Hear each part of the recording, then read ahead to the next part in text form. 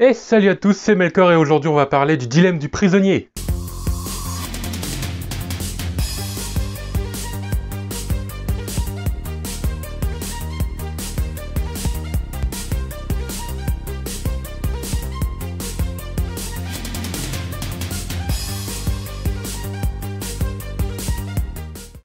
En vérité, on va partir avec deux prisonniers qui ont deux choix.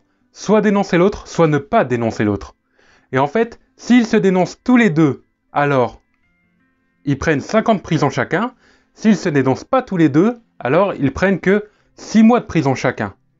Par contre, attention, si l'un dénonce l'autre et que l'autre ne le dénonce pas, alors celui qui a dénoncé, il prend 0 ans de prison, et celui qui est dénoncé, lui, va prendre 10 ans de prison. Chose importante, les prisonniers ne peuvent pas communiquer entre eux. Ils sont chacun dans leur cellule. Parce que sinon, on est dans un cas simple et ils vont communiquer et ils vont se mettre d'accord pour faire que 6 mois de prison chacun. Enfin, quoique, on n'est pas encore sûr. Après, il y a une question de confiance qui vient en jeu. Mais bon, on n'est pas dans ce cas-là. On remarque que le problème entre le prisonnier est totalement symétrique. Ce que l'un fait, c'est pareil que ce que l'autre fait. Ils ont la même situation. Du coup, mettons-nous à la place du prisonnier 1.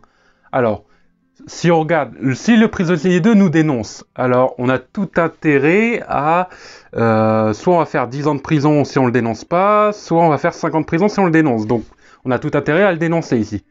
Par contre, si le prisonnier 2 ne nous dénonce pas, alors on a soit on va faire 6 mois de prison si on le dénonce pas, soit on va faire pas du tout de mois de prison si on le dénonce.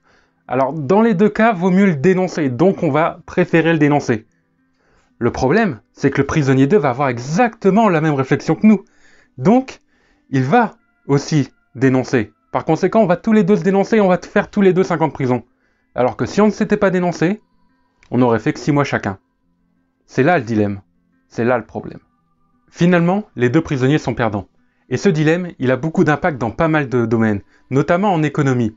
Supposons qu'on a deux concurrents. Si l'un commence à baisser ses prix pour essayer de gagner des clients, et bien l'autre, il va s'aligner aussi avec ses prix. Et les prix ne feront que baisser. Et les deux seront perdants aussi. Et voilà, c'est déjà fini. N'hésitez pas à vous abonner et à mettre la cloche et à venir voir toutes mes vidéos le mercredi à l'heure du goûter.